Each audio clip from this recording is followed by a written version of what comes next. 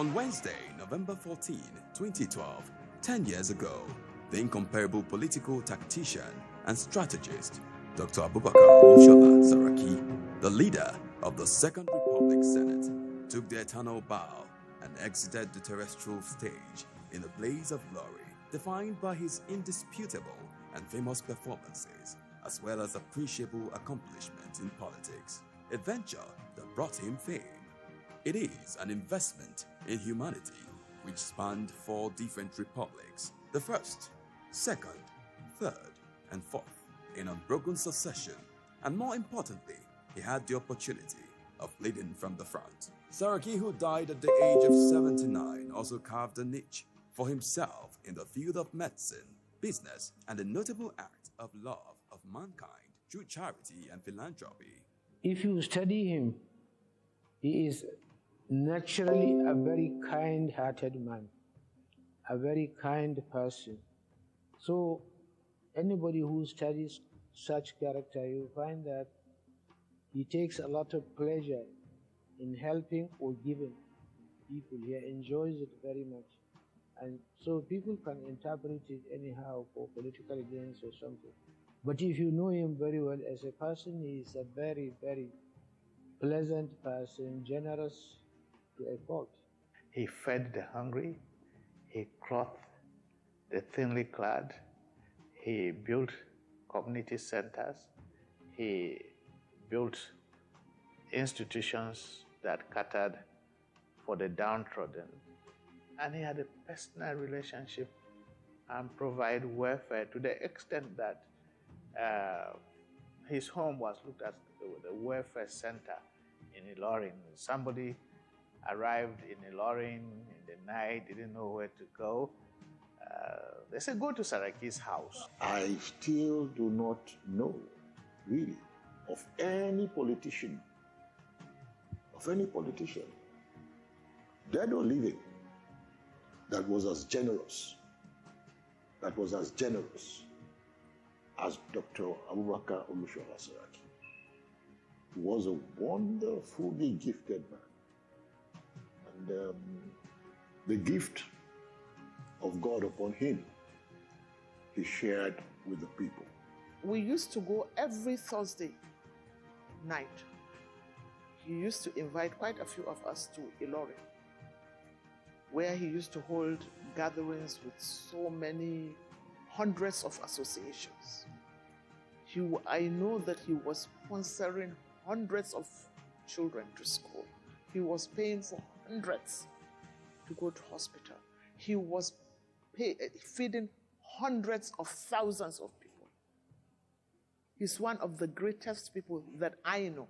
If you go back to the east, where I come from, the southeast, there are a lot of people today, even some now professors. They will come and say, the very first car I bought was courtesy. That Ojedibu here introduced me to Dr. Abubakar Olusola Saraki. And we exchanged numbers.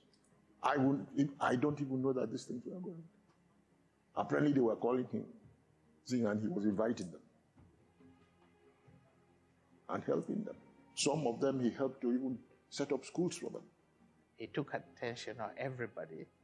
He called you by your name. He took you aside and asked you things that you did together which you had forgotten. And he asked you very personal questions. And he was interested in helping people. He used to feed needy people in Ramadan, and in many other times. He's always with the people at the time of their need. And therefore, I think that is what made him the kind of person he is. That was why God gave him the control of Kwara politics. Till today, his son, his family are still very vibrant in Kwara politics. And it's because of his charisma and of his leadership. Standing tall at an appreciable height, he had tall ambitions in all the areas of his endeavors. It's no overstatement to say that he was larger than life, physically, spiritually, politically, and economically. There was a caucus, APP caucus, and everyone in the caucus must pay 2 million, and I didn't have 2 million. He paid for me to be in the APP caucus. In short, what I'm trying to tell you is this. Dr. Saraki was a great man, one of the greatest people that we have had in the North. Because he grooms people. He sees the potential in you and he tries to bring you up.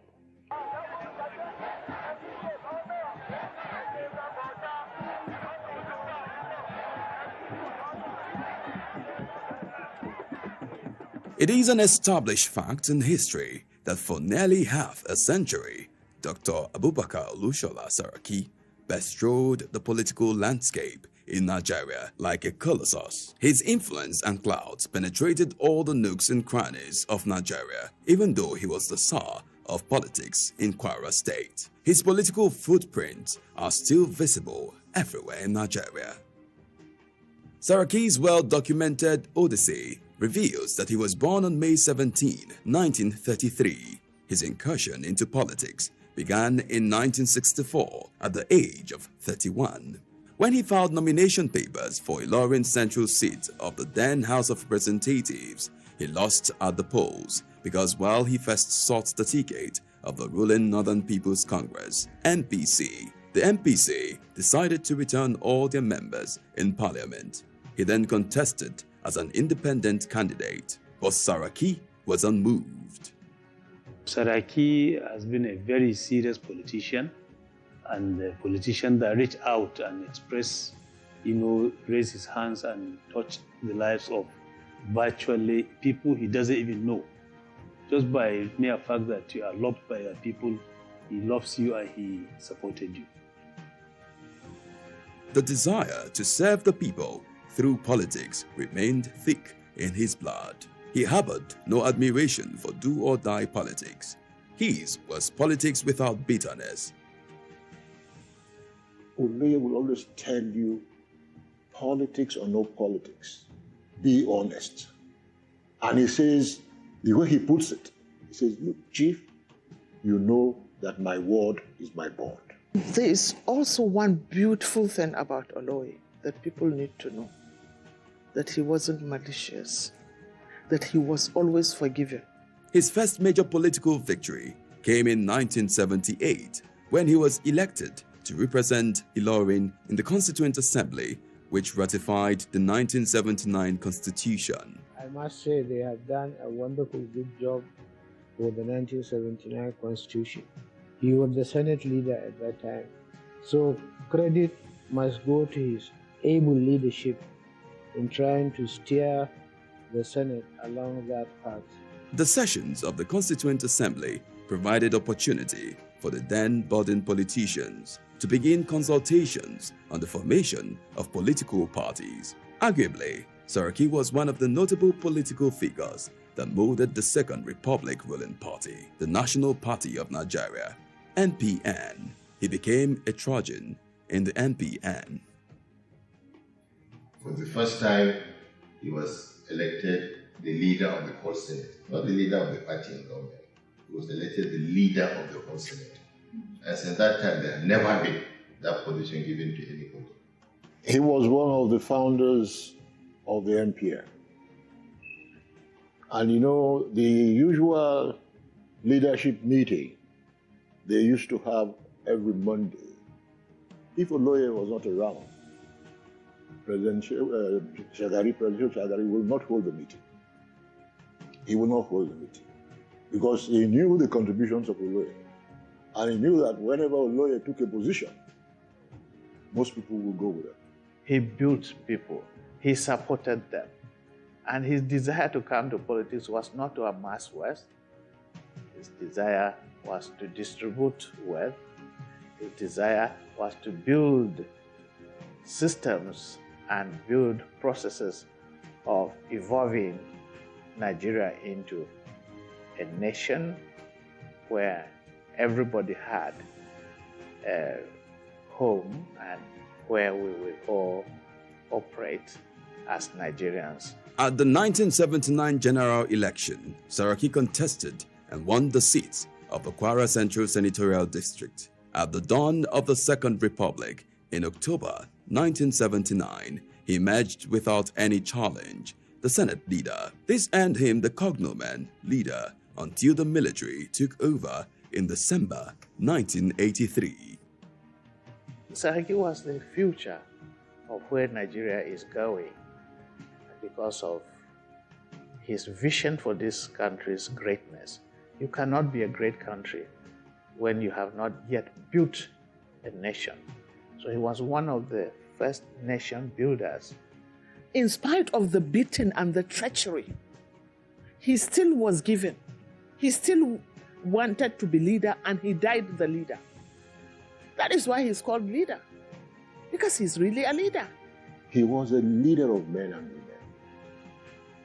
He never failed to ask of his followers. The way he does it is something that marvels the heart. Hardly will you get any person that would be compared on the same level with the same pedestal with the late Waziri of Ilori. Like I said, as a leader, he was a leader's leader. He was always giving leadership. He was always inspiring people to aspire to rise to become whatever they want in life. And because of that, he mentored a lot of people who have become members of houses of assemblies in the country. He had mentored a lot of people who have become members of the National Assembly and held very key positions. People became governors because of his name. And once there is problem between him and the person he installed, it didn't take him time to bring another person, and the people of Kwara will also support. So he's a leader by excellence. He knows how to lead, and he hold on to the people that are, his followers, and he only support what is right. He led the fight as leader of the Northern Union, and some of us who worked with him as assistants succeeded eventually in keeping the Constitution as it is today. The day Saraki breathed his last was a date to remember. It was one death like no other. Nobody wanted to hear the seemingly cheerless news. It was saddening in Ilorin and elsewhere in Nigeria. The news of his death sent shivers through the entire Kwara state. Women wept. Everyone who knew him mourned. Everywhere in the country, the news of the death of this charismatic and political titan echoed across the country like a cymbal in an empty hall. When I recall that death snatched this great man away from us, it pains me. It really, really pains me. Because this is a time when the leader will have been at his best game. Whenever there is crisis, Oloye is always up and doing. You can be sure he will not stop until he brings down that crisis. No, they should be praying for their father on everyday basis. He was a great man, a very, very good politician, worthy of emulation. Saraki may have passed on, but he has not passed on completely because he left behind a legacy. And this legacy included family members who are presently themselves engaged. If you look at the policies of Kwara, not when he was alive, even after his demise, his name continued to shine in Kwara politics because he's a true leader. His was the stuff legends are made of. There is a consensus that the memory of the illustrious political star should be kept alive. His prayers when he was alive was always for his children to grow up and take over some of the responsibilities he was holding. And I am glad that those prayers are being answered by the performances of his children. When God has blessed a man, a political leader, in your lifetime, you see your son become a governor. In your lifetime, you see your daughter become a senator. Right? How else can you thank your God? Why are we discussing Saraki today? We are discussing him because of his legacy, because it's an unforgettable legacy, because that legacy, that kindness, that generosity is still there with him in his grave. God is rewarding him. May Jannah be his final resting place. He's a wonderful human being, a serious leader that the Kwara people have lost, and it is going to be very difficult to fill that vacancy again. The country has lost a great political navigator. He called the shot in Kwara State from beginning to when he breathed his last. Certainly, Senator Abubakar Olusola Saraki died as a political hero. Adieu, Oloye. May his soul rest in peace.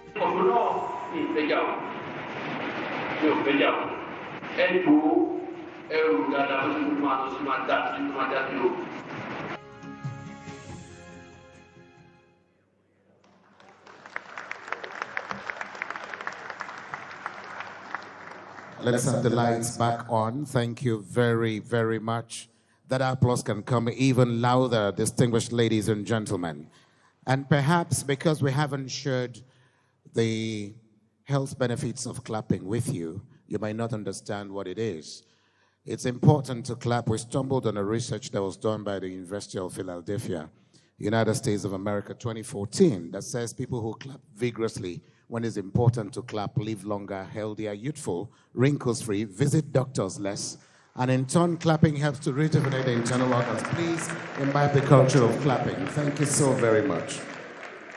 And so moving on very quickly, it's my honor and privilege to welcome and recognize the presence of the number 4 citizen of the Federal Republic of Nigeria, Your Excellency, the Right Honorable Femi Gbajabiamila, CFR, Speaker of the House of Representatives. We welcome you, sir.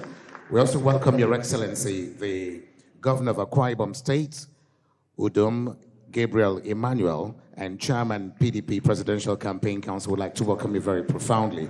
We recognize your presence, Senator Joy Modi, CON, Senator Abubakar Umar Gada, Mohammed Shitu Kabir OON, we welcome you. And of course, Your Royal Highness Alhaji Dr. Aku Obaje Ejeofu, Chairman of Local Government Traditional Council, representing His Royal Majesty, the Ata of Igala at this occasion. We're moving on very quickly to the main theme of this event, which is the memorial lecture. And I therefore want us to please sit tight. This program is being televised live on Channels Television and a few other television stations. Thank you so much. Thank you very much, Andy. Your Excellencies, all very, very distinguished ladies and gentlemen. I think we should take that clap one more time so that we are all awakened to the next agenda on the program. Quickly, I'd like also to recognize that we have with us the former governor of Bauchi State, Malam Issa Yuguda. You are welcome, sir. We're moving on, and it's time to listen to speaking the truth to power. This gentleman who is going to address us today has made his name, carved his own niche in the area of speaking truth to power. Your Excellencies, very distinguished ladies and gentlemen, I'd like to bring to the podium Professor Patrick Lumumba. Professor PLO Lumumba is a professor of public health, a holder of an LLD, Doctor of Laws on the Law of the Sea from the University of Kent, Belgium, Masters of Law degree, and a host, I must say, lots of honorary degrees of Doctors of Law,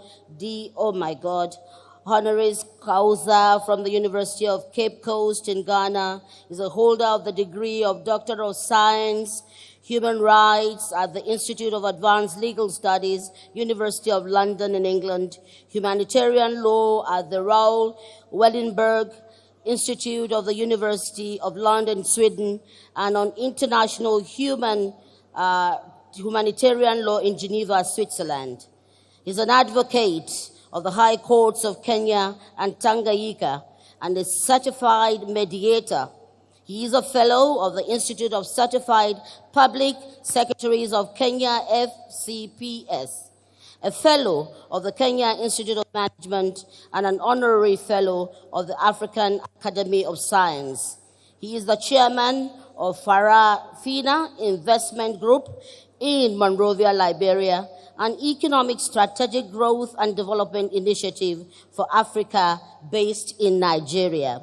He is the immediate former director and chief executive officer of the Kenyan School of Law, a former secretary of the Constitution of Kenya Review Commission, and a former director of the defunct Kenya Anti-Corruption Commission. He is the founding trustee of the African Institute for Leaders and Leadership and was the founding dean of Kabarak University School of Law, a former lecturer at the University of Nairobi, the United States International University, and Wider University, USA, Nairobi. I can go on and read about this proud son of Africa, whom I'm honored to introduce to us. I bring to the microphone our brother, Professor PLO Lumumba. Asante. Just as he's taking over the microphone from Mojima Konjola, Arise Television, courtesy of Prince Nduko Baigbena, is also covering this event live, and we welcome you, so thank you very much. Thank you very much. Let me start by recognizing the chief guest, who is the President of the Federal Republic of Nigeria. Permit me also to recognize the family of the late Dr. Abubakar Olusola Saraki, and permit me for good order to stand on the protocols already established. Let me say how glad, honored, and privileged I am to be invited to deliver a memorial lecture on the 10th anniversary to commemorate the departure of Dr. Abubakar Olusola Saraki. Any keen student of African politics, and I claim to be such a keen student, would have heard of Dr. Saraki, and I had heard of him before this invitation. I'd also had the honor and privilege of meeting Dr. Bukola Saraki when he was the president of the Senate. And he granted me the opportunity to address the Senate then. That is not to forget that my good friend, Brother Bajamila, also granted me a similar occasion in the House of Representatives. I'm glad to deliver a lecture to memorialize an individual of whom it can be said that he was a colossus who bestrode the Nigerian political terrain and made his contribution in a manner that makes it worthy to be remembered favorably. I say so because there is no shortage of individuals who come and go and their memories are not worth much. We have had the honor and privilege of seeing the snippets of what he did during his lifetime. And if it is true that one is not successful until his successor succeeds, then Dr. Saraki was successful. He was successful because his successors have succeeded and they continue to succeed. If it is true that men and women's deeds are recognized for their positive contribution to society, then it is true that Dr. Saraki was a man worthy of celebration. I'm glad to be in your distinguished presence to deliver a lecture in his memory and to have that lecture focus on the critical question of leadership in Africa and the critical question of followership in Africa. And the Africa that I talk about is the post-colonial Africa. The Africa which is now divided into 55 countries with 55 boundaries imposed on her. An Africa which is famous as the cradle of mankind. An Africa which is said to be great in prospect. An Africa about which there is much expectation, but an Africa which continues to punch below her weight. That is the Africa that I will be talking about as I focus on the question of leadership and followership. As I think about that Africa and her leadership and followership, and I think about her often, as all of us should, the words of a book that I read as a youngster come to mind. And any one of us who had the opportunity of reading the book A Tale of Two Cities will remember these words. It was the time, the best of times, and the worst of times.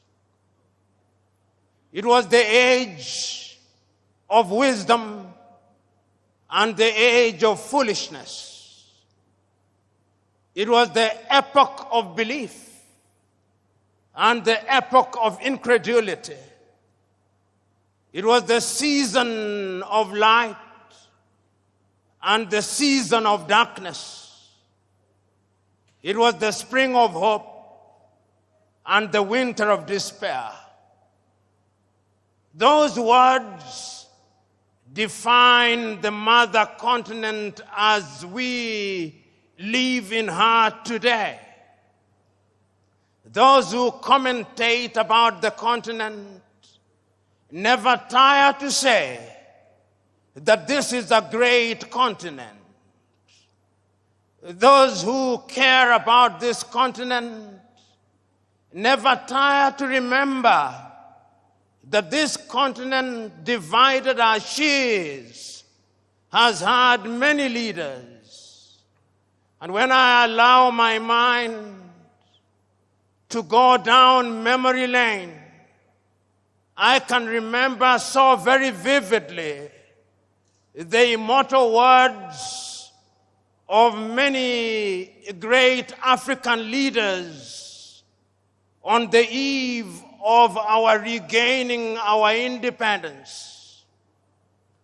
And many of us can see pictures of young Africans, whether in Nigeria or Ghana or Algeria or Kenya or Tanzania, celebrating when we regained our independence. And many of us can remember the words that they spoke and the promises that they made. If it was in Nigeria here, you can remember the immortal words about what they would do to Nigeria of Nnamdi Azikiwe. You can remember those words. You can remember the words of Abubakar Tafawa Balewa. You can remember the promises he made. You can remember the erudite words of the Sultan of Sokoto, Ahmadu Bello, and the promises he made, and many others. When they spoke then, those who were young saw in them the similitude of Moses in the Bible. They thought of their leaders and saw their leaders as messiahs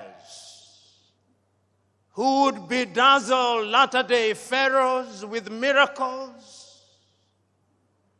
who would liberate them from the Egypt of poverty and want,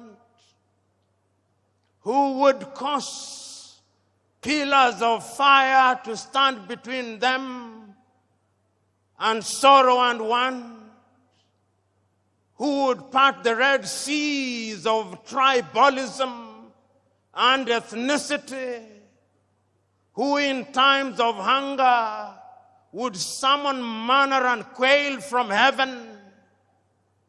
That is what they thought of their leaders, messiahs. But today, permit me to say, in many African countries, they are saying, it was better while we waited. It was better while we waited. There is a sense in which throughout the continent of Africa, there has been disappointment with leaders at all levels. So that when on the eve of independence, we wanted to come home, now that we regained independence, we never tire to see images of our young men and women dying in the Sahara, dying in the Mediterranean Sea, being humiliated at the embassies of the erstwhile colonizers as they seek to leave our countries and the continent. It was better while we waited, they say. Which begs the question, what happened and what is happening? That we have so many individuals who occupy positions of leadership, and yet the biggest deficit is that of leadership in Africa.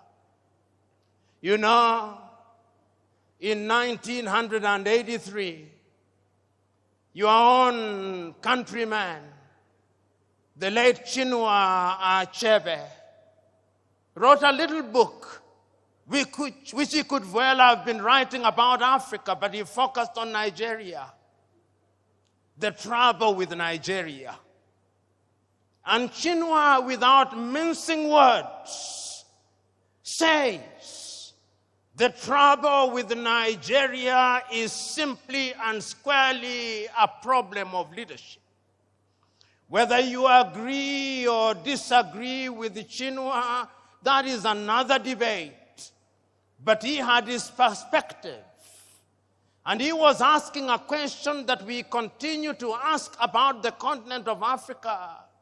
Why is it that while on average 60 years after we regained independence, the 55 countries that constitute the continent of Africa, why is it that we cannot feed ourselves?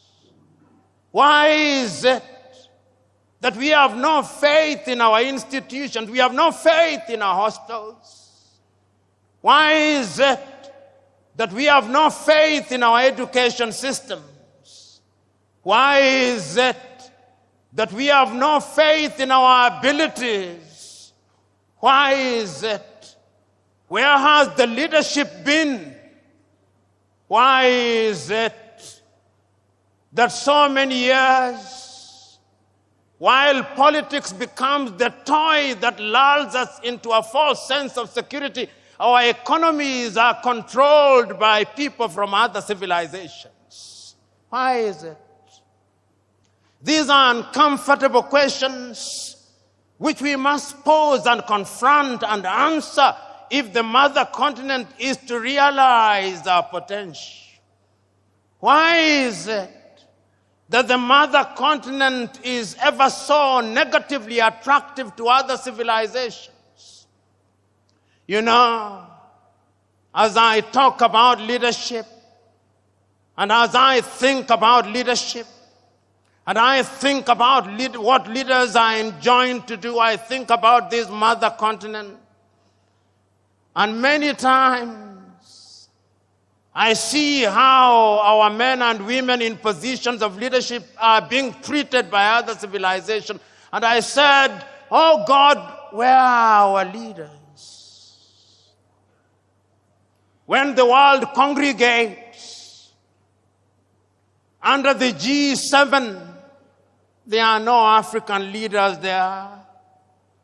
The best they can do is to invite one or two, and beyond the photo opportunity, they are told to go away, and go away they do. When there is a meeting of the G20, it is the same thing. There is no African leader there. And when at the United Nations they have voted all our countries, France, the United States, China, Russia, can come and neutralize all our votes. And I say, where are the leaders in Africa? And as you observe African leadership today, they are summoned by different leaders in the world. If the Japanese do not summon them to Tokyo under UNCTAD, the Indians are summoning them to New Delhi. And if the Indians are not summoning them, the Turks are summoning them. And if the Turks are not summoning them, the Chinese are summoning them. In the next 2 weeks, they will have been summoned to the United States of America. Summoned, I use. Africans who are watching this scenario ask, where are our leaders? Which begs the question, who is a leader? Is leadership the occupation of office? Is leadership the occupation of the office of the president? Is it the occupation of the office of a senator or a member of parliament? Or the occupation of these high-sounding positions which gives us honorifics? Is that what leadership is? From where I sit, that is pseudo-leadership.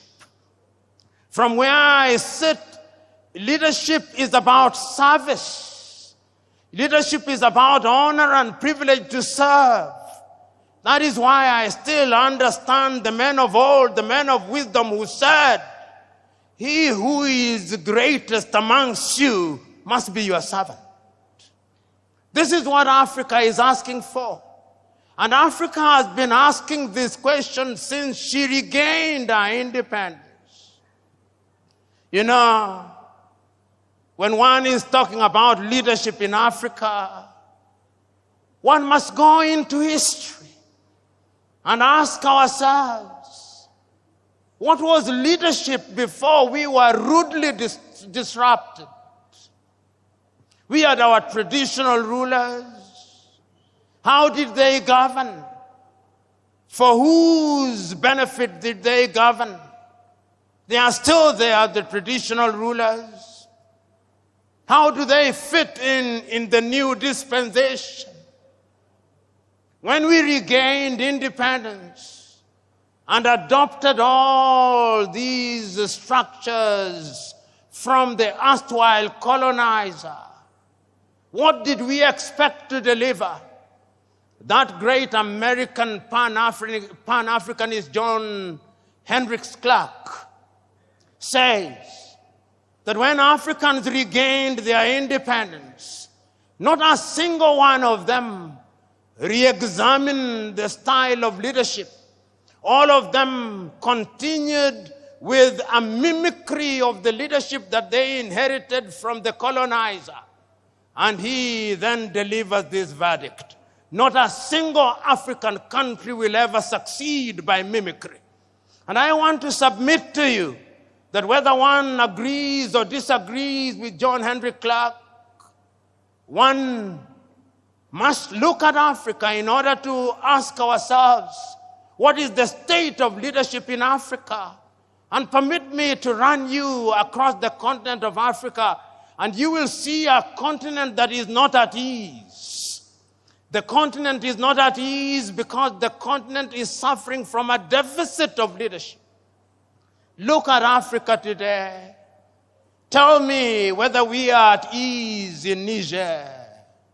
Tell me whether Mali is settled. Tell me whether there is quiet and calm in Chad. Tell me whether Guinea-Bissau is doing well. Tell me whether the Cameroons are stable. Tell me whether Central African Republic is good.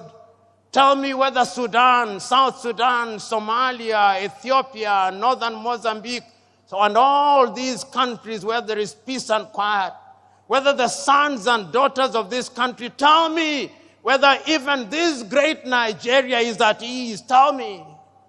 The answer is she is not. And I dare say that as long as Nigeria is not at ease, Africa will never be at ease. If Africa wants to be at ease, Nigeria must be at ease. She is the largest economy in Africa. She has a population of over nearly 200 million people. 1 in every African is a Nigerian. She is represented in every sector. If you want the best engineers in the continent, they are Nigerians. If you want the best doctors, they are Nigerians. If you want good lawyers, they are Nigerians.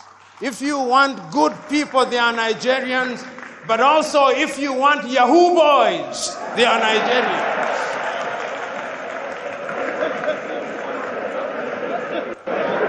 Nigeria is a great country. A friend of mine once told me that if you go to any part of the world and you do not find a Nigeria, leave that place, because there is nothing to do there. Nigerians are present everywhere in the world, everywhere in Africa, and Nigeria, I'm told, is a $500 billion economy. Never, ever be proud of that, Nigerians. This is an economy that should at least be a $4 trillion GDP economy. Whenever you reach that level, then I'll say Nigeria is doing the right thing. All the ingredients are there. The question is, why is it that she is not realizing our potential? When we talk about leadership, we must ask ourselves, why is it that despite the best intention of the best of us, we do not gain what we desire? You know, I said that when you look at Africa and leadership, you must go back to history. And you ask yourself what the leadership is. And we have looked at Africa that is not at ease. But yet there is a sense in which Africa has had and continues to have men and women of renown. I remember, courtesy of history, when Africa was struggling for our independence. I can remember that great meeting in Manchester in the United States of America, the Pan-African meeting. And history tells me that Nigeria was there. Chief Obafemi Awolowo was there in 1945. And I can still remember his words spoken about African unity. I remember that Ghana's Kwame Nkrumah was there. And then we remember how they came back to the continent to lead the continent. And I am still wondering how in those days, without the benefit of the internet, without the benefit of all means of communication that we now have today, that those men and women were able to govern and to galvanize the attention of the continent of Africa for the sake of Africa. They were there throughout. But even prior to that, I can still remember another great African talking about leading Africa out of our state, the great South African Pixley Kaisa Kaseme in 1906 in Columbia in the United States of America, say Africa must be regenerated. When all these things happened, there were leaders in Africa at that time, and their mandate was cut out for them. Their mandate was to ensure that we broke the colonial chains, and we did. I remember, and many of you here, courtesy of history, will remember many Africans at that time, and if I name them, you will agree with me that they were leaders. How many of you in this assembly will not remember Marcus Garvey and say that he was a leader? How many of you here will not remember Julius Nyerere and not say that he was a leader? How many of you will remember Kaunda, Amilcar Cabral, Samora Moises Machel, Agostino Neto, Namdi Azikiwe, Abubakar Tafawa Balewa, Gamal Abdel Nasser, and many others, and remember that they were leaders who did not want to occupy political space because of material aggrandizement. They denied themselves. I so very fondly remember that when Kenneth David Kaunda left office, it was said of him that the only amount of money he had in his account was the equivalent of $5,000. That is what your current politician eats for breakfast. I can remember when Julius Kambarage Nyerere left office after 24 years, the only amount of money that he had in his account was the equivalent of 8,000 United States dollars. That is what your current politician uses for a single visit to a gymnasium. They were leaders who were selfless. They understood that it was an honor and privilege. They sacrificed their lives.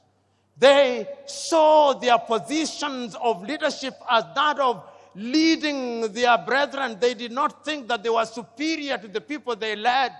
They thought it was a privilege and that they had the honor, and that because they had that honor, then they had to serve their leaders with distinction, with consistency. They were prepared to be questioned. They did not believe that they had the monopoly of knowledge and wisdom. They were leaders because they were servants. You know, I can still remember Julius Kambarage Nyerere speaking on the 6th day of March, 1997 in Accra, Ghana, on the occasion of the 40th anniversary of the independence of Ghana, under the subject, "Without unity, Africa has no future." Mwalimu recounts the history of Africa. He says, when we rose up against the colonialists, our agenda was cut out for us. We, the Africans, had been humiliated in our own lands. Our people had been denied the opportunity to realize their potential. Our mandate was one, to expel the colonizer. We did our bit. We made our mistakes. But who said we were infallible? This struggle is an intergenerational struggle. The next generation after us had the duty to pick up the baton and to run the next leg. The question is, Did that generation pick up the baton? Have they run the leg well? The answer, not as well as they should have. Because we must never make the mistake of assuming that African leaders have done nothing. No, that would be too harsh. I think attempts have been made, whether in Nigeria or in different parts of Africa, to liberate ourselves from the chains and sorrows of the colonial project. But remember, as Kwame once said, the colonialist never left. He is alive and well. He still wears different masks. And those masks may appear to camouflage him, but they are here. Have you ever wondered why, when the British left their colonies, they created something that they called the Commonwealth of Nations, to which Nigeria belongs? In that Commonwealth of Nations, the head is the British monarch.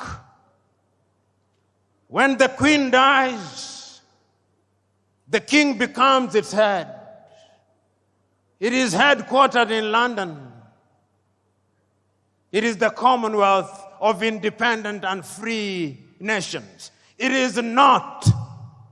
It is a post-colonial, neo-colonial institution which continues to massage the ego of the erstwhile colonizer as we celebrate. Through such institutions, they continue to control and to manipulate us. And many of us, particularly those of us who have had the advantage of foreign education, we never want to talk ill of bodies such as the Commonwealth. I do. And it's not only the British who did it. The French did it under Francophonie. In order to control their former colonies and to make sure that they remain within their sphere of influence, they created a body which is alive and well. In the former French colonies, it's even worse. They even print their currency. The Portuguese did it. So, in as much as African leaders have been trying to ensure that we change the circumstances of our people, there have been external attempts at torpedoing those efforts.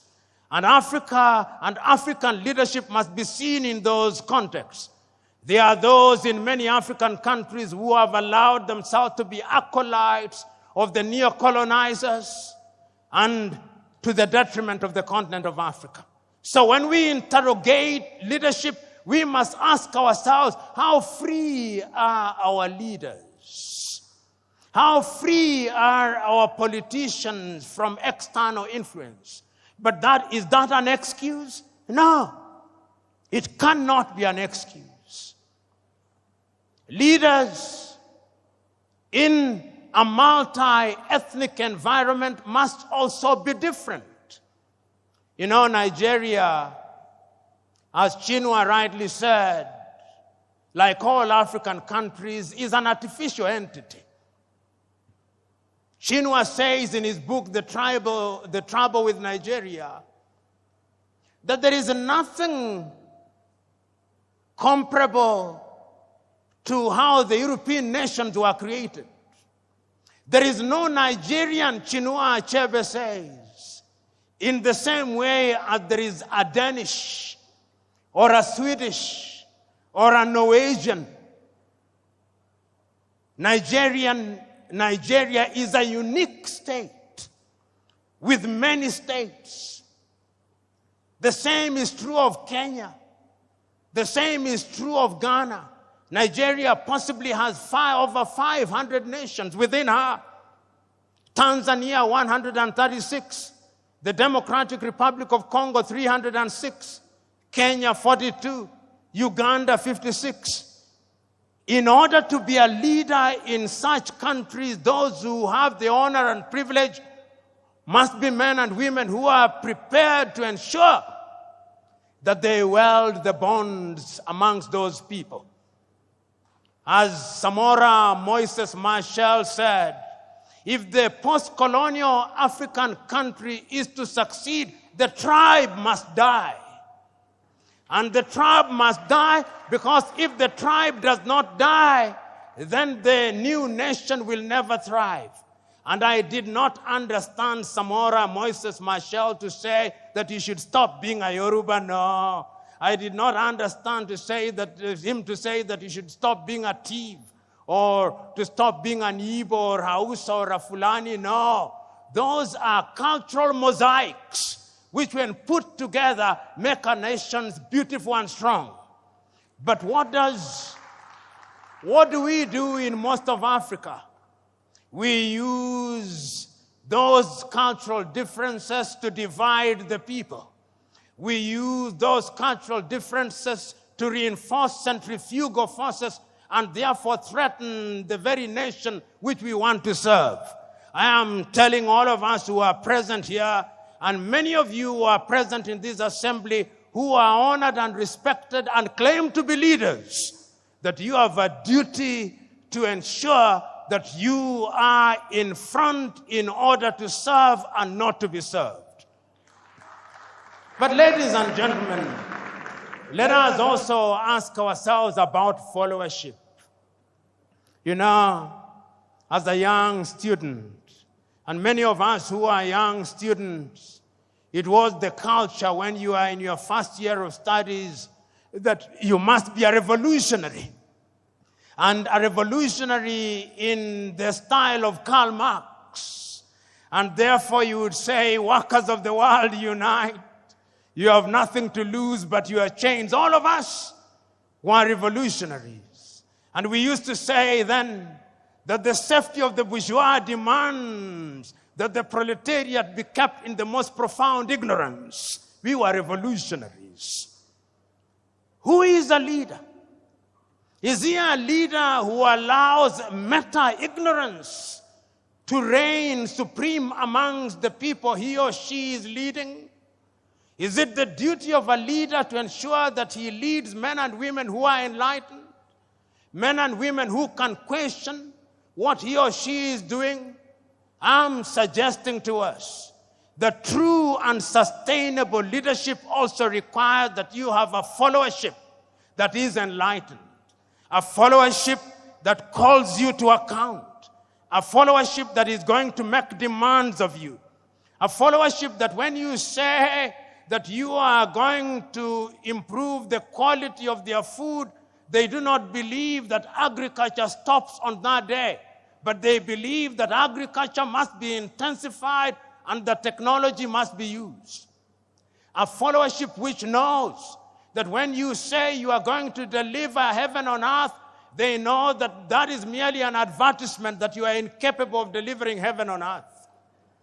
A followership that knows that when you are promising to do things within 100 days, which ordinarily can only be done in 5 years, they know that you are a liar. A followership that is capable of discerning that when you speak things, there are many variables. And it is the duty of a leadership to ensure that such a leadership is indeed created. What do African leaders do? African leaders in many African countries have now assigned the question of education, educating their followers to NGOs and CBOs, which are financed by the Americans, which are financed by the Europeans, which are financed by other civilizations. How do you think, how do you imagine that the people of Denmark would have the interest of Nigeria at their heart? How are you satisfied that all those civic education activities that are being undertaken in Borno, or in Maiduguri, or in Abeokuta, financed by USAID, are meant to be for the benefit of Nigeria? Because the last time I checked, the English used to say, he who pays the piper calls the tune.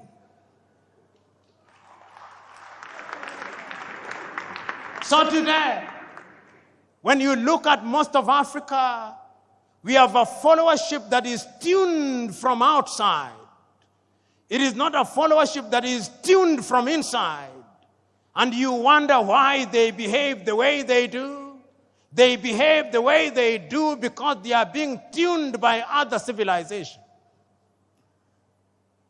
3 years ago, an old friend of mine, now gone to be with the Lord, was engaged in a conversation with me. And I was complaining about the leadership, and he told me, I hear you, young man. You're always complaining about leadership in Africa and other parts, but have you ever wondered about the followership? Says you are complaining about the windmill, but do you ever bother about the wind? Is it not the case that the windmill follows the wind? I'm suggesting to you that Africa will never realize our potential as long as the critical mass of our people are immersed in sorrow and want. I am suggesting to you that Africa is not going to grow as long as you who are in positions of leadership have perfected the art of appealing to the stomachs rather than the minds of the men and women that you lead. I'm suggesting to you that Africa is not going to realize our potential as long as we continue to conduct the politics of money and money bags, not the politics of ideas. I'm suggesting to you that Africa is never going to realize our potential as long as we are dividing our people along ethnic lines. I'm suggesting to you that as long as you who are in positions of honor and privilege are in the business of dividing our people on the basis of religion, Africa is not going to realize our potential. I remember in 1982, I watched a movie about Mahatma Gandhi, and I remember that great man saying in one of the scenes in the movie that he remembers one day when somebody who was more enlightened than the other preachers came, and he said that on that day he saw that preacher reading from the Muslim Quran on to the Christian Bible, on to the Jewish Torah, on to the Hindu Gita, and on to incantation in African religion, as if it did not matter which book was being read as long as God was being worshipped. I look forward to the day when those of you who are in positions of leadership will be able to tell our people, wherever they are in Nigeria or Africa, that it is not for us to fight for God. If I have a God for whom I have to fight for, that is not a God. The God that I worship fights for me. And if we accept that that is the nature of God, that is omnipresent, omniscient, and He knows all, then we are going to unite our people. In other words, I'm saying that if we are going to have a followership that is going to change the continent of Africa, we have got to exorcise the ghost of ethnicity. We have got to exorcise the ghost of ignorance. We have got to exorcise the ghost of poverty. We have got to exorcise the ghost of narrow-mindedness. Fellow Africans, fellow Nigerians, it is still true that everything fails and falls on leadership. It is true that we men and women are in unique positions. Abu Bakr, Olusola Saraki was present on this earth. Like all of us, he had his coming and his going. Today we are gathered here to remember him Because, as South Sudan's John Garang de Mabior once said, as you walk the journey of life, there are two baskets that you fill by your words and deeds, whether wittingly or unwittingly. The basket of good deeds and the basket of bad deeds. And that at the end of it all, when we weigh those baskets, let it be said of you that the basket of good deeds outweighs the basket of bad deeds. It would appear to me that the late Dr. Saraki's basket of good deeds far outweighs his basket of bad deeds. And that is why we can say, without flinching and without equivocation, that he was a colossus. That is why you call him fondly by the moniker Oloye. That is why you are gathered here on a Monday morning to pay homage to him. Now I can see Saraki upstairs through imagination. I can see him asking us, who we are present here today, oh dear Nigerians, it is 10 years since I left you. Where are the leaders? I can see Saraki asking the president of this country, how have you served, Mr. President? I can hear him ask the vice president, how have you served? I can hear him asking the senators, how have you served? I can hear him asking the members of the House of Assembly, how have you served? I can hear him asking the governors, how have you served? As to how they have served, that is not for me to say. It is for them to say. But I can also hear the great Saraki asking the Nigerians, how have you been served? Have they given you food? I can hear him ask. Have they given you fuel? I hear him ask. Have they given you electricity? I hear him ask. As to whether they have been well served, it is not for me to say, it is for them to say. In other words, the great Saraki is asking both leaders and the led, have you demanded and have you served? And the leadership that I hear him, the great Saraki, asking of us is a leadership where we are united. Not the unity of the graveyard, whose lingua franca is silence. No, it is the unity of those who are seeking to do good. Those who are seeking to do good, those who ask with the firmness that will open the eyes of the leader without inflaming their anger. I can hear it being said. You know, as I conclude, I remember this story, a story that must be known to you. It's a story about leadership, which must be contradistinguished from human leadership. It's the story of a shepherd, or the story of a poultry farmer. But I'll start with the story of a shepherd. Many of us from the north are famed for cattle keeping. And when you are driving the cattle through different grazing grounds, the cattle believe that you love them so much because you protect them from the elements, because you protect them from other wild animals. But if the cattle were to know that you are the one who would end up eating them, they would treat you very differently. Invariably, they do not know. And therefore, you will continue controlling them the way you do, and you will continue eating them the way you do. But it's a totally different case when you are leading human beings. They are not like cattle. You may lead them in a particular direction. You may think that you have lulled them into a false sense of security.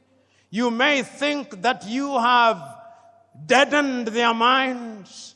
But always remember that one day, if you don't do that which is good and right for your fellow men, there is a day of reckoning.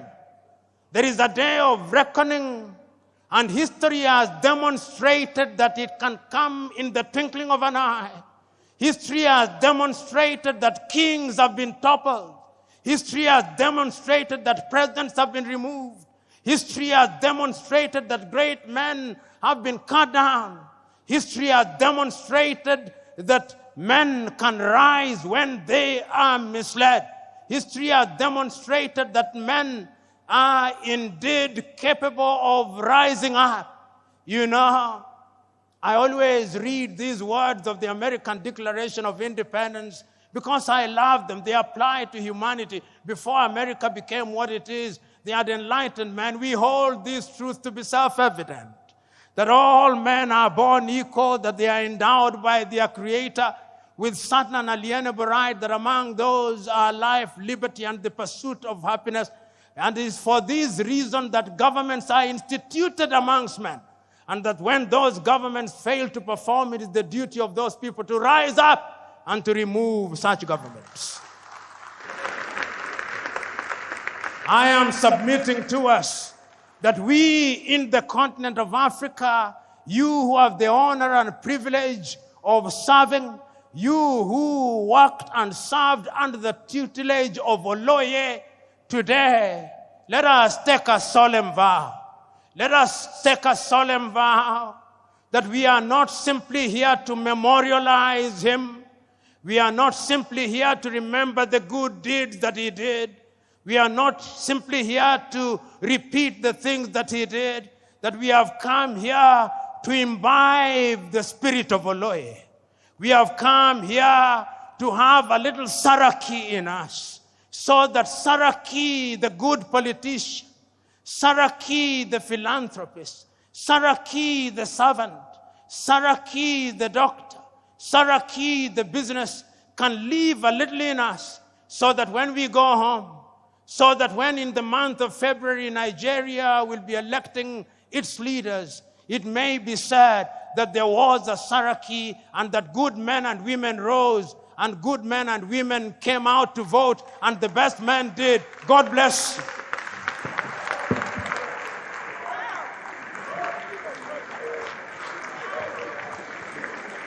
Another resounding applause for Professor Patrice Lumumba.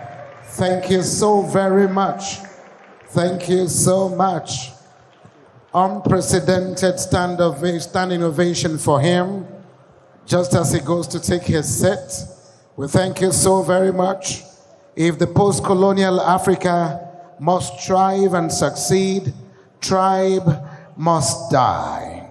Those are the words of Samora Machel, as echoed at this occasion by Professor Patrice Lumumba. Awesome. Pa Oloye Abubakar Olusola Saraki's legacies are indeed worthy of emulation. Please let's celebrate Patrice Lumumba one more time for that very wonderful lecture. It is a memorial lecture of by Professor L.O. Lumumba on this occasion of the 10th memorial anniversary of Dr. Abubakar Olusola Saraki. We welcome you, Your Excellency. Distinguished ladies and gentlemen, we have with us Senator Dr. Oloron Nimbe Adeleke Mamora, Honorable Minister of Science and Technology, we welcome you. Honorable Amuna Kadi, we welcome you. Honorable Binta Bello, we welcome you. Your Royal Highness Eze, Dr. C.I. Ilon Manya Obi of Obinugu, Chairman, Imo State Council of Elders, we welcome you. Please settle down. Please can we settle down quickly? Time is of the essence. Awesome. And we must also mention that we are grateful to Arise Television Network as well as Channels Television Network. Many thanks to Prince Nduka Obaigbena, the publisher of this day newspaper and the chairman CEO of Arise Television. We are live on television. Can we settle down, please? Can we settle down, please? We are live on Arise TV and Channels TV, respectively. As we settle down quickly, I'd like to plead with us, but at this point in time, would like to ingest a bit of tradition, and this is going to come by way of a traditional dance theater performance, The Life and Times of Oloye. Please let's sit back and listen and watch. Can we all please settle down and have the traditional performance? Please, can we settle down? Can we settle down? Awesome, awesome lecture. Awesome. Let the Saraki in us come alive. Can we please settle down? Engineer Sani Yabagi, presidential candidate, we welcome you. Please, can we settle down, sirs? Your Excellency, the Speaker, House of Representatives, and all of you that are distinguished honorable members and senators here present, please, can we get this started quickly, please?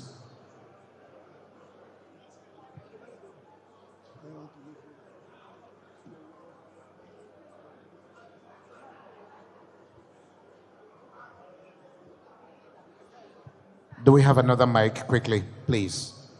Please, let the drummers start drumming. Please, let's settle down. We plead with you. We plead with you. Please settle down.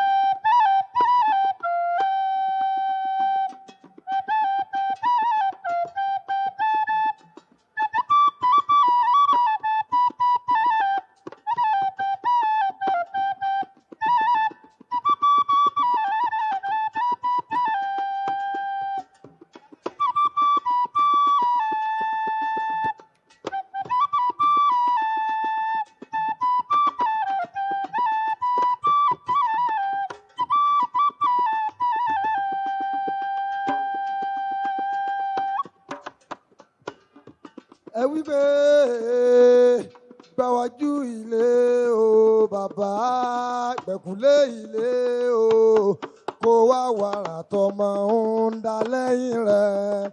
Gbàwájú ilé o gbẹ̀kúnlé ilé o kó wá wàrà tọmọ ń dá lẹ́yìn rẹ̀.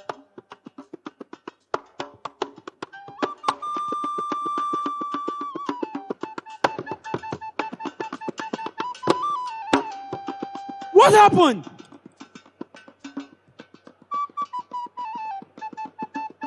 Can anyone answer me?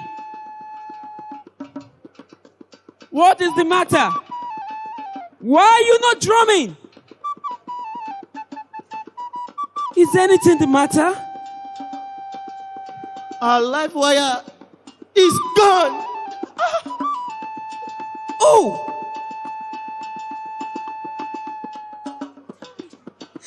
Papa, Dr. Abubakar Olusola Saraki has gone to his creator. Oh, what a great loss in our generation. Death, a necessary ends. A necessary ends of human.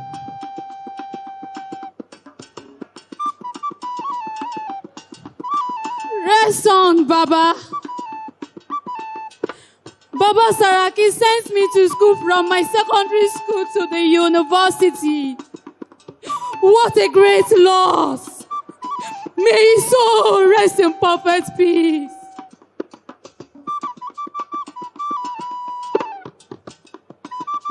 Ewo, na Baba Saraki Saraki give me money to start my business, yo. He's paying me, oh, Chineke. Ah, Baba Saraki ló rán mi ní Mẹ́kà. Ó mà ṣe o.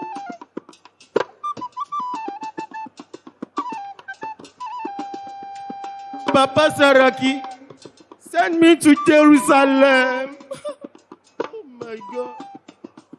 Can we hold on to this a little bit, please?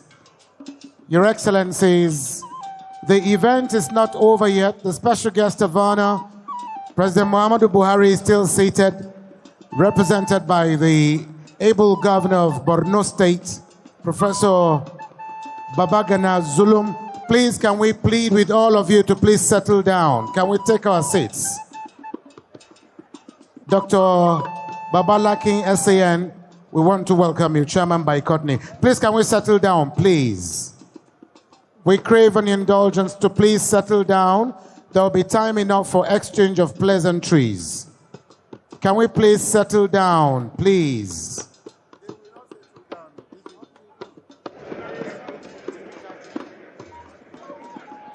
No, the 5 minutes is getting too much. If we sit down, everyone else will sit down, please.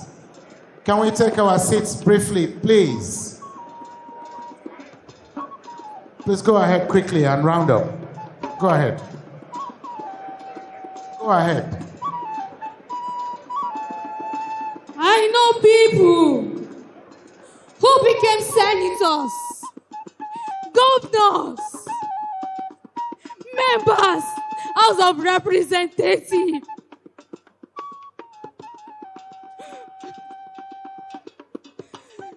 chairman of the local government,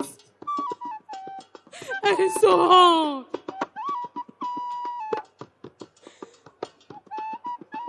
Some are even sitting here. Bring it to a close. Please stop the drama for now. We've been asked to stop the drama for now, please. Stop the drama for now. Let's stop the drama quickly.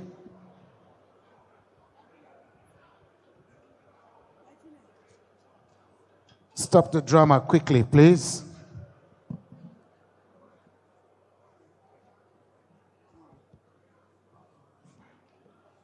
Your Excellency, the governors that are here, can we please give us 5 minutes? We're almost coming to bringing this event to an end.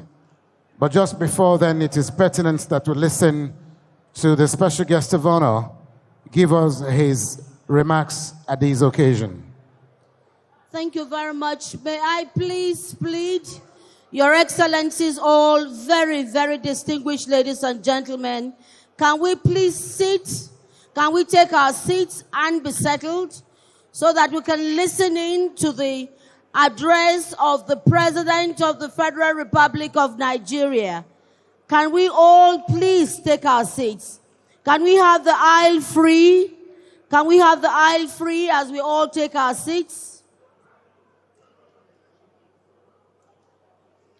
Your Excellency, the guest of honor, Your Excellencies, governors here, executive governors here present, our guest of honor, very distinguished ladies and gentlemen.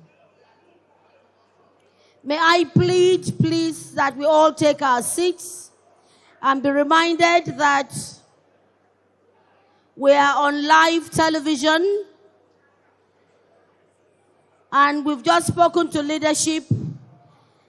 And we want leadership not just to listen to the speech, but to also act leadership. May I please indulge all of us to take our seats. Thank you very much. We are moving on with the program because it's not ended yet.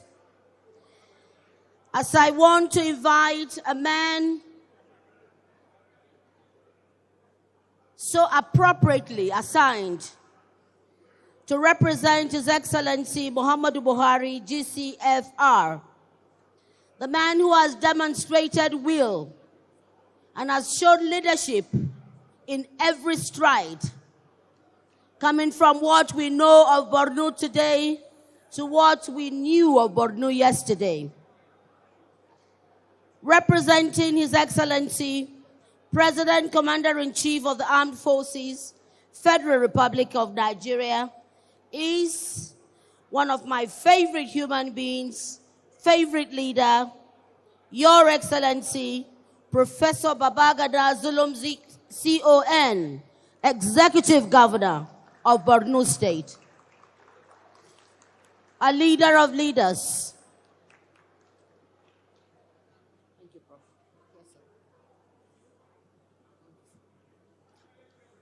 أعوذ بالله من الشيطان الرجيم بسم الله الرحمن الرحيم.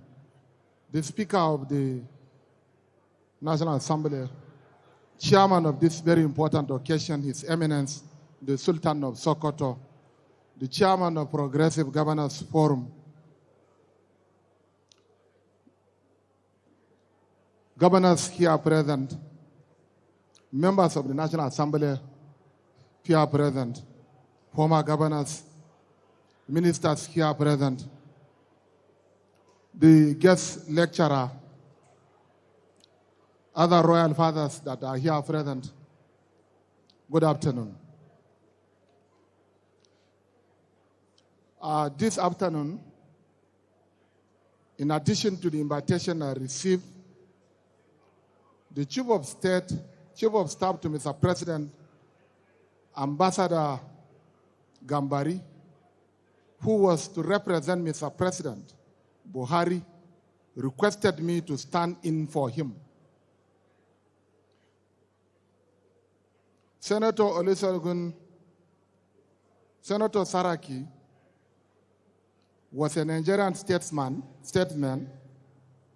who participated in the evolution of Nigerian political development by serving as a Senate leader and as presidential aspirant of the then APP, which is one of the parties that later evolved to form the All Progressive Congress.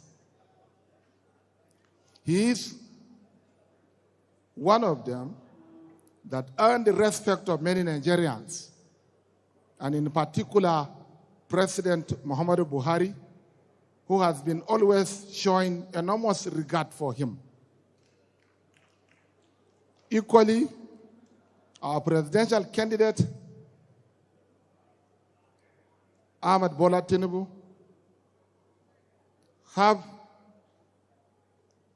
and many others, in many occasions, appreciated his contributions to our polity. My colleagues and I, as well as many former governors, appreciate the contributions of late Saraki. May Allah forgive and admit him to Jannatul Firdaus.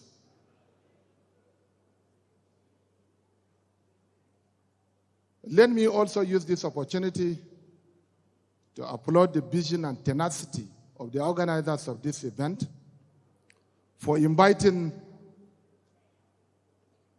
Professor PLO Lumumba to deliver this very important lecture on leadership here in this very important occasion in memory of our late father. I'm pleased to listen to the guest lecturer who has spoken eloquently on leadership and followership. And I want to recall some of the statements that he did. One is, he said, is leadership the occupation of the office? Question mark. He also said leadership is about service to humanity. He also said, without unity, Africa cannot move forward. He said, you are in front to serve and not to be served. The last but not the least, he said, true and sustainable leadership requires a good followership. And therefore, I want to use this opportunity to ask my fellow politicians to take away a lesson from the lecture that he has delivered with a view to moving Nigeria forward. Once again, let me use this opportunity to express my sincere appreciation for giving me this opportunity by the Chief of Staff to the President to stand for him and by extension on behalf of Mr. President to attend this very important lecture. May Almighty Allah bless Federal Republic of Nigeria, bless the family of late Saraki, and may Almighty Allah forgive and admit him to Jannatul Firdaus. Thank you very much.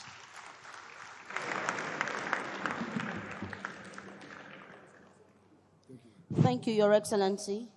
As we move towards the end of this wonderful gathering this day, may I, on behalf of all of us, invite Senator Olusola Saraki, Minister of State. Minister of State, Mines and Steel, and co-convener of this event. A proud daughter and a sister. Congratulations.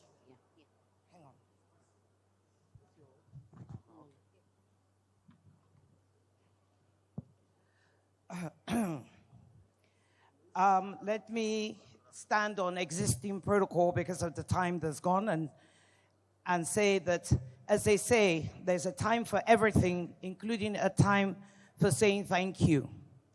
I am deeply honored to have been given the privilege by the family, our father's close associates, and the organizers of this event to give the vote of thanks on their behalf. A decade ago, we lost a great man, astute leader, and a loving father, Senator Dr. Abubakar Olusola Saraki, the Waziri of Ilorin, fondly known by many other names like Oloye, Leader, Baba Saraki, to name but a few. But like all mortals, we submitted to the will of Allah on the finality of his earthly journey. But we are immensely proud of Baba Saraki's enduring legacies, not only as a leader who etched his name in the political history of the nation, but as a man with an even stronger conviction in humanity.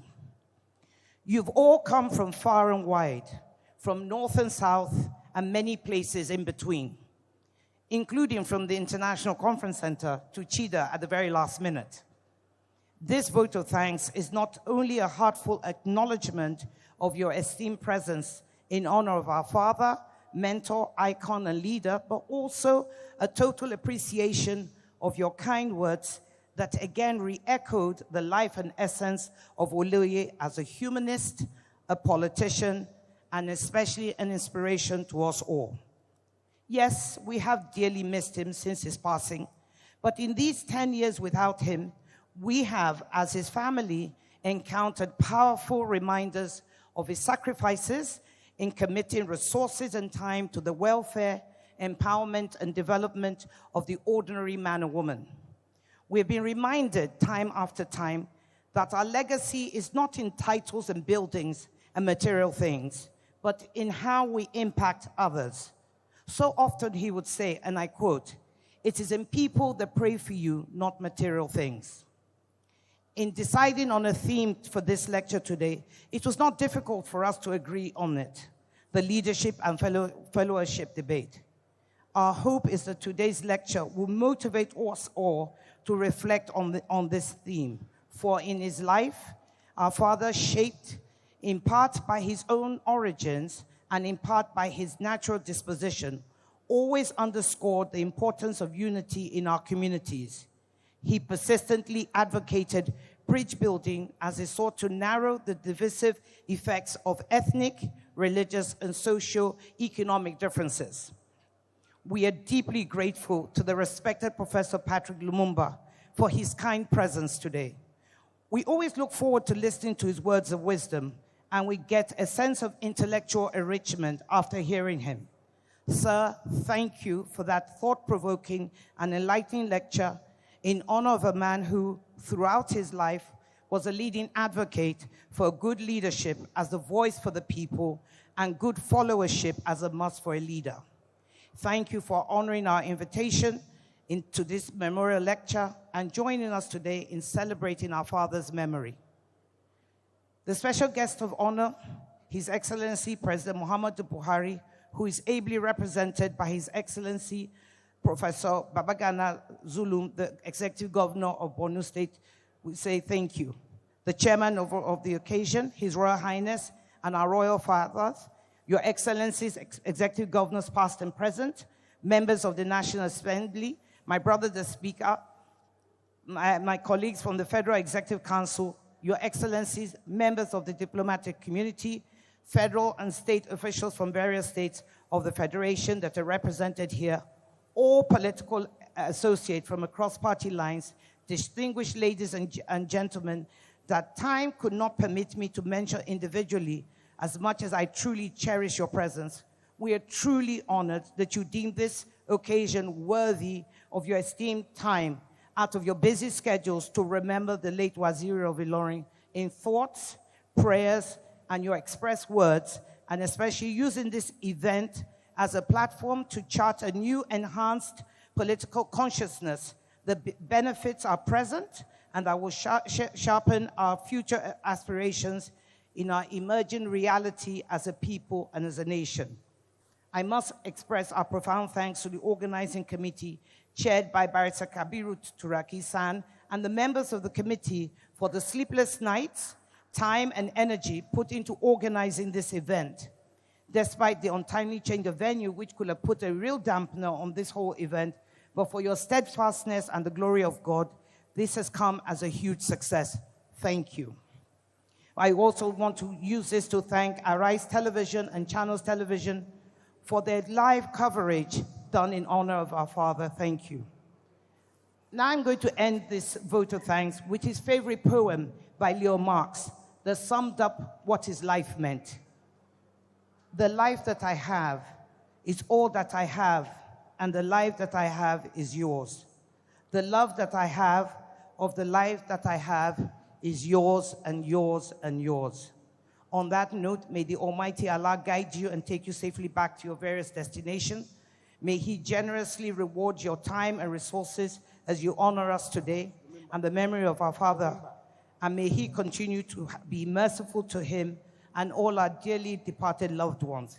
Thank you so much, and God bless. We can do better with that round of applause for the Honorable Minister of State Mines and Steel Development, co-convener of this event. Thank you so very much. Before we bring this event to a close, Your Excellencies, the special guest of honor, ladies and gentlemen, will call for a group photograph for just those of you on the front row. Your Excellency, the representative of the President, the Governor of the Progressives Forum, the Speaker, House of Representatives, and the Chairman of the occasion, as well as the Emir of Kano. Then, of course, Your Excellency, the President of the 8th Senate and your wife, and honorable ministers on the front row. Can we please just line up here quickly for a group photograph before we bring this event to a close? Chairman Planning Committee should also join them, as well as the immediate past Chairman TED Fund Board, Honorable Minister of Labor and Employment, Senator Dr. Chris Ngige, is represented at this occasion. We welcome you. Can you come and move your drums? Quickly move your drums so we can have this picture. Can we have it here? Huh? Yes, the guest lecturer should please join us. Professor Patrice Lumumba, please join us here, sir. Take. Please book your drums quickly.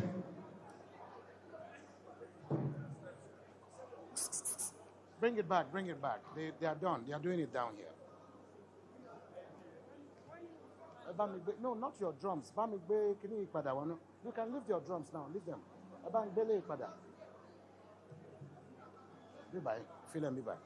We'll take this photograph quickly. Professor Patrice Lumumba? Okay, he's here.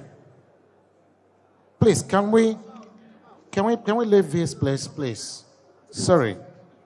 You've blocked that. Sorry. I think, is it better here? Photographers, are you okay? Thank you. Let's have this quickly, please. And get ready with the national anthem. Please have it on cue.